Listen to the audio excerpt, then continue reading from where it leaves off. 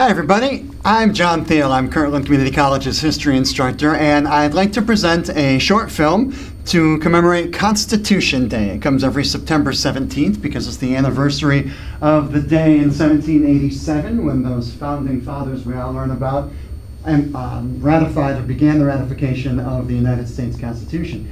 And I'd like to present this short video to all of you just to take a little step back here in the more modern age and try to figure out what this Constitution really means to us. And you'll notice I've got my appropriate colonial or Revolutionary War constitutional garb on here.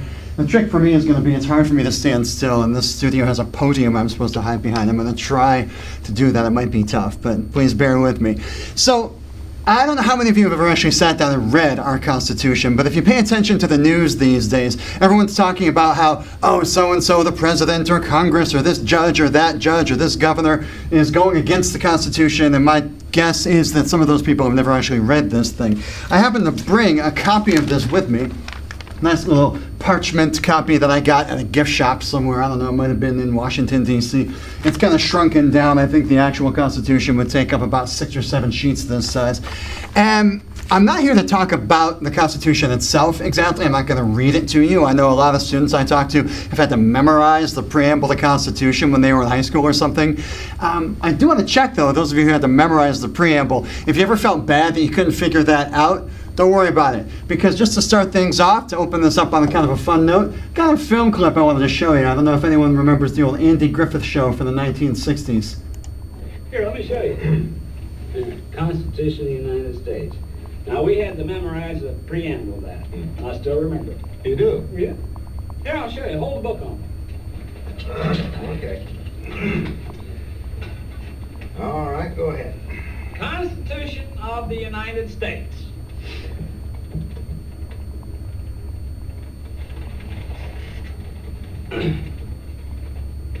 Just give me the first word and I know the rest. Okay, we. We. We? We. Are you sure? I'm looking right at it. Oh, we. We.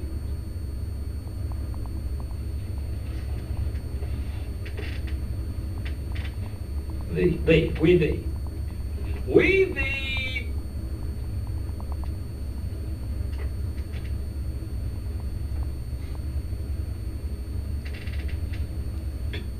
People. People. We the people.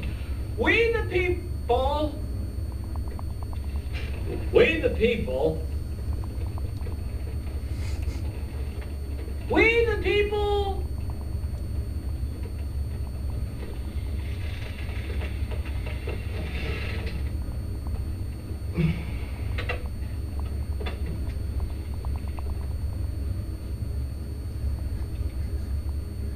Of.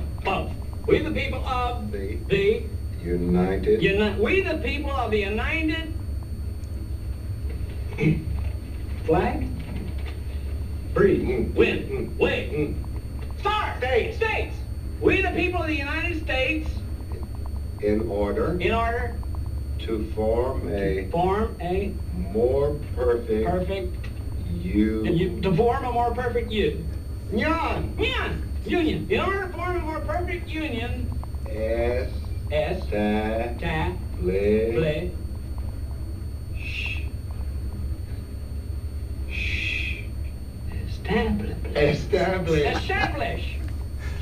Establish justice. Ensure domestic tranquility. Provide for the common defense. Promote the general welfare. And secure the blessings of liberty to ourselves and our posterity, to ordain and establish this Constitution for the United States of America. Do you want to run through that again, or do you think you got it? I got it. Good. You learn something, you learn it. I love it. I showed you that not because, I think y'all need to be fans of the Andy Griffith Show, although you really should. That's a great show. But because I think I always say in my history classes, memorizing things in history sucks the life out of it. And don't worry that Barney Fife here couldn't memorize the preamble. If you ever had trouble doing that, if some high school or middle school teacher made you do that, don't feel bad. I'm not sure I could recite the preamble, frankly.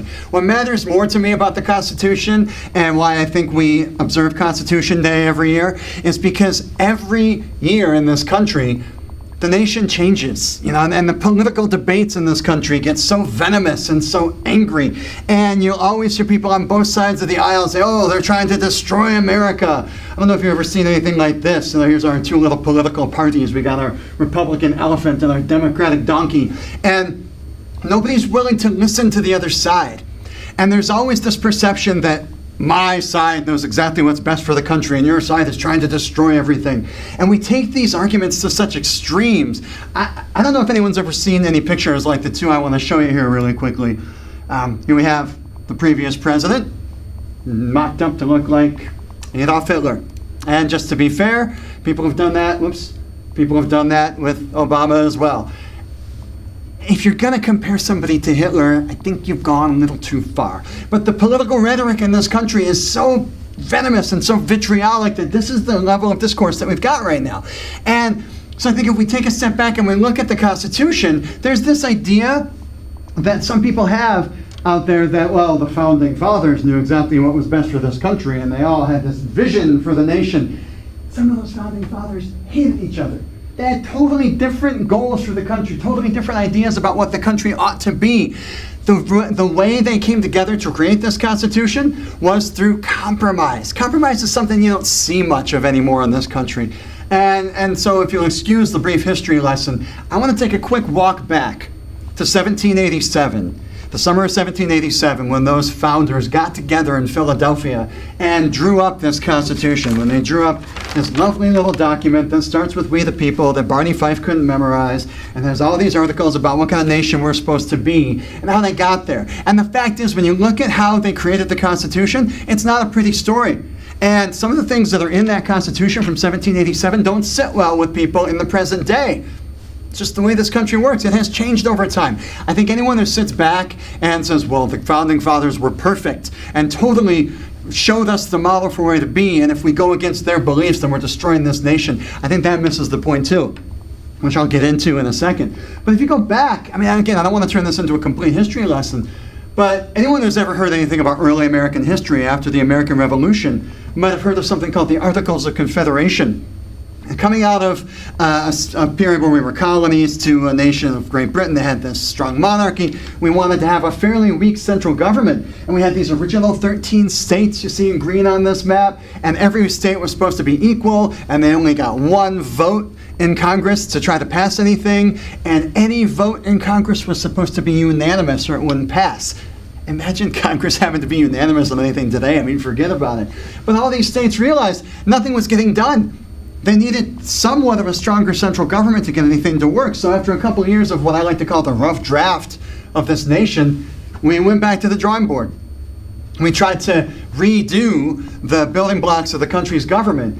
And in the summer of 1787, these founders, as they are always called now, presided over by George Washington, set up this document, this Constitution, after months of battles and arguments and debates that we're still living with the results of today.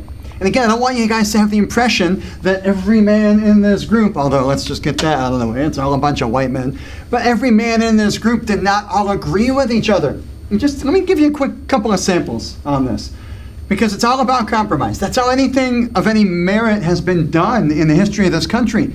Being willing to sit down with the other side and work things out instead of pointing fingers and calling names and threatening to sue someone who doesn't agree with you, or dragging out the specter of impeachment anytime a president you don't like does something you don't agree with. And by the way, I'm not just poking fun at one party or the other. Both parties have been doing that for decades. But if you look at the way the Constitution was set up, and just to give you an example, and again, I don't want to turn this into a full-scale history lesson necessarily, but there were a lot of debates about how the Congress should be set up. Who gets a voice in this new nation? Who will be represented in Congress? And of course, you had some of the states that had a lot of people saying, well, of course, representation should be based on population. And some states that were tiny said, well, that's not fair, then we'll be overruled. You had to have a compromise. That's where we get our current congressional makeup, where you have the Senate, where every state has 2 senators, so you have equal representation among all the states, and then you have the House of Representatives, where it's all based on population. So a state like New York or California has more of a voice there than Delaware or Wyoming. It's a compromise. Neither side was totally happy, but this is what we have. A student of mine once called a compromise a situation where everybody gets what nobody wants. But mature adults realize you have to give and take to make something get done. And that's what the founders did with our Constitution. Another example that doesn't sit well with some people today is in the process we use to choose the president every 4 years. I don't know how many of you have heard of something called the Electoral College. There was a motion in the Constitutional Convention to simply allow the popular vote to determine the winner of the presidential election. Everyone else in the room was speechless. They thought the guy who proposed that was joking because there was such a doubt about the ability of what was then seen as the uninformed, ill-educated masses to make an educated decision on who would be the next president. So they set up that electoral college to let the educated people make the choice that really put the next president in the White House. Doesn't sit well with some people. You know, just a few years ago, we had a case where a candidate for president won the popular vote, but did not become president. But this is the compromise that was set up. You notice I'm not trying to say it's good or it's bad. This is what we have, but it's about compromise. Now, some of it is not going to be something that sits well with people in the modern age, but I don't know if you're aware of this. It's a different document, but the Declaration of Independence, that other major yellow document that we're all supposed to revere, was signed, let's be honest, by men who primarily were slave owners. In fact, only one signer of the Declaration of Independence never in his life owned a single slave. If you're curious, it was John Adams. So all these men came together, and there were some proposals to say, well, slavery is an abomination in a nation that's supposed to be about liberty. And other men said, but they're not really people, and I refuse to support a nation that won't allow me to keep my slaves. So there had to be a compromise to get this country going. Again, no one's saying that slavery is a good thing, but the founders of this nation wrestled with this. I don't know if you've ever heard of something called the 3/5 compromise. Oh yeah, it's true. The founders said, well, these slave states want a voice, and they want to be able to count their slaves when it comes time to decide how many representatives they get in Congress. And the non-slave states said, well, that's not fair. So they said, well, let's do this. Let's have every slave count as 3/5 of a person when we count the population. There's a compromise. People in the North, the non-slave states said, well, what the heck? Are they people or are they property? You know, if they're people, let's give them the vote. If they're property, I've got a nice house. Can I count that for representation? The point is, nothing's perfect. And this compromise didn't sit well with some people in the convention, but it got done because people wanted to come together and create a constitution for this country. We can look back on it now in the present and say as many negative things as we want about a document that explicitly protects the rights of slave owners, but that's what this nation was born with. And we've spent the last several centuries trying to evolve from that. I don't want to go back to memorizing the preamble, but if you notice in the preamble, it says, we the people of the United States in order to form a more perfect union. The founders knew this country wasn't perfect.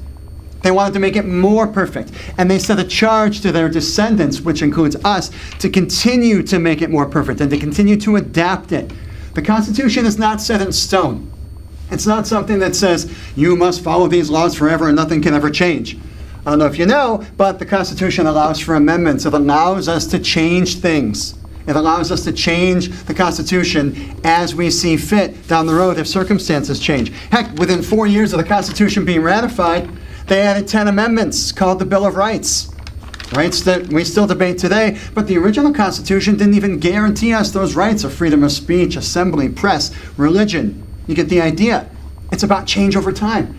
And the thing is, some of those founding fathers not only disagreed with each other on what should be in the Constitution, one of the most famous founding fathers of all, if you've ever heard of Thomas Jefferson, didn't even seem too keen on the idea of people in 1787 telling any successive generation what the laws for their country should be. Jefferson actually said something to the effect of, who are we to tell people 100 years from now what laws they must follow? He actually said, I don't know where he came up with this number, that every 19 years this country should get together and drop a new constitution. People didn't really listen to him.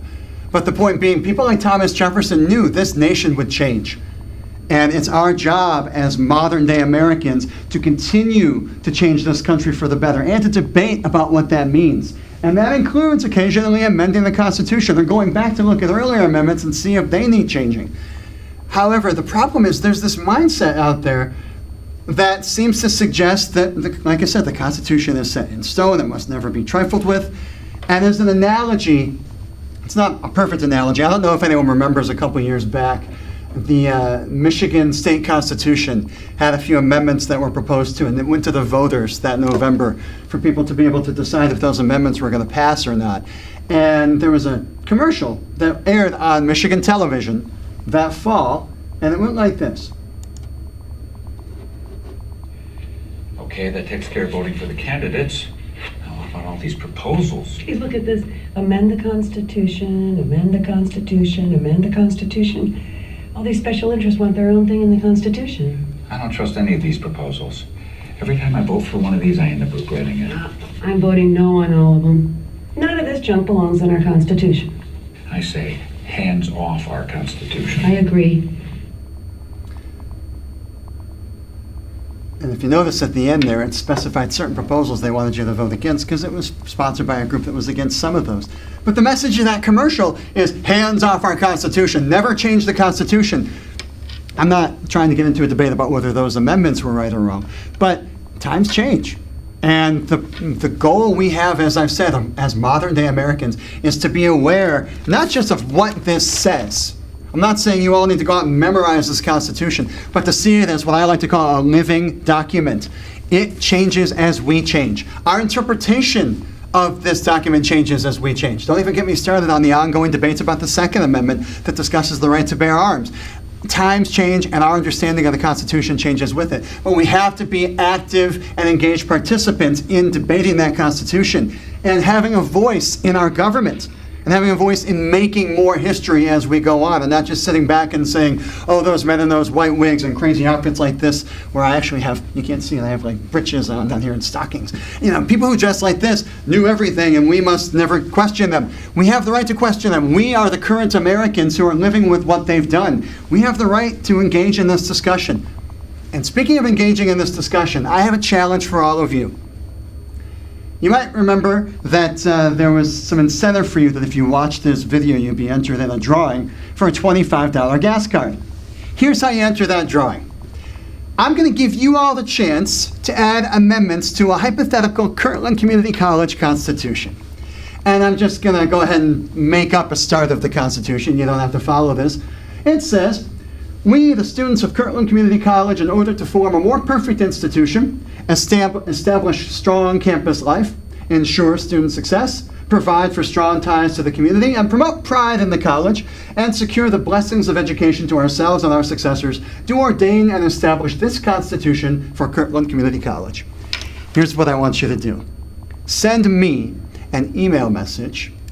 I've put my email address right here. It'll be an email that has this video.